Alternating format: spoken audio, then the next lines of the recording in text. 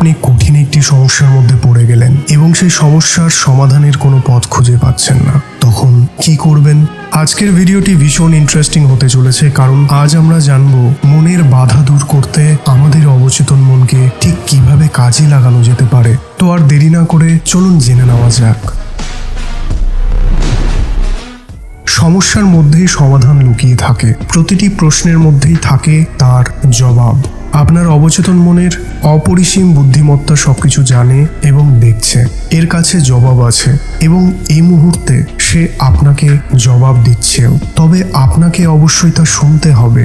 নিখাদ আত্মবিশ্বাস নিয়ে আপনার অবচেতন মনের আর্জিগুলো অনুসরণ করতে হবে।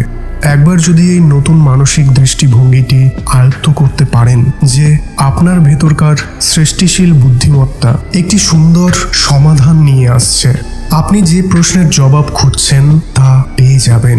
তবে আপনাদের প্রত্যেকের এই প্রসেসটির সম্পর্কে সঠিক ধারণা থাকতে হবে। কি করে একটি অভ্যাস ভাঙা এবং গড়া যায়। আমরা সবাই অভ্যাসের দাস। অভ্যাস আমাদের অবচেতন মনের একটি কর্মকাণ্ড মাত্র। আমরা সাঁতার কাটতে শিখি, সাইকেল চালাই, নাচ করি, গাড়ি চালাই, সবই কিন্তু বারবার সচেতনভাবে করছি। যতক্ষণ পর্যন্ত না এগুলো আমাদের অবচেতন মনে আসন গেড়ে বসে। আমরা যদি নিজেদের অভ্যাস নিজেরাই গড়ে তুলতে পারি, তাহলে আমরা ভালো কিংবা মন্দ সব রকম অভ্যাসই তৈরি করতে পারবো। আপনি যখন বারবার কোনো নেতিবাচক চিন্তা করেন বা একই কাজ বারবার করেন, এটি কিন্তু অভ্যাসে পরিণত হয়ে যায়। একবার এক যুবক সক্রেটিসকে জিজ্ঞেস করেছিল কিভাবে সে জ্ঞান অর্জন করতে পারে। তো সক্রেটিস বলল, আমার সঙ্গে এসো। যুবকটিকে নিয়ে তিনি এক নদীর ধারে গেলেন এবং ছেলেটির মাথাটি ঠেসে ধরলেন জলের নিচে, তারপর ছেড়ে দিলেন। ছেলেটি একটু সুস্থির হলে সক্রেটিস তাকে বললেন, তোমার মাথাটি যখন জলের নিচে ছিল তখন সবচেয়ে বেশি কিসের আকাঙ্ক্ষা করেছিলে? ছেলেটি জবাব দিল, বাতাস।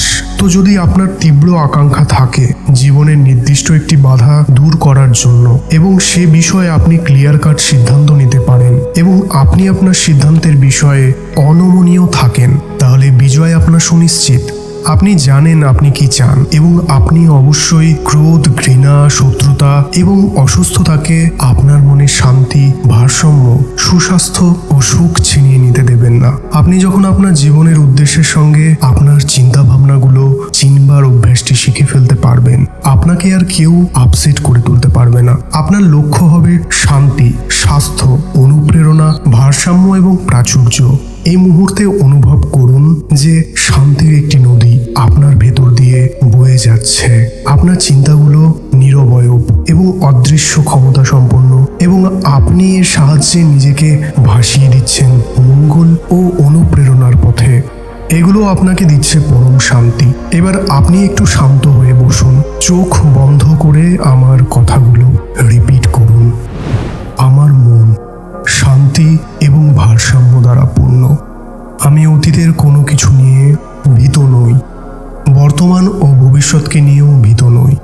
আমার অবচেতন মনের অসীম বুদ্ধিমত্তা আমাকে সব দিক থেকেই নেতৃত্ব দিচ্ছে, পথ দেখাচ্ছে, পরিচালনা করছে। আমি এখন প্রতিটি পরিস্থিতি বিশ্বাস, ভারসাম্য, স্থিরতা এবং আত্মবিশ্বাস নিয়ে মুখোমুখি হচ্ছি। আমি এখন আমার অভ্যাস থেকে সম্পূর্ণ মুক্ত।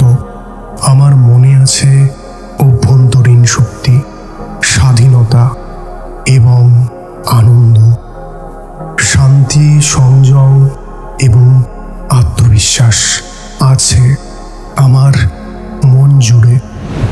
এবার ধীরে ধীরে চোখ খুলুন।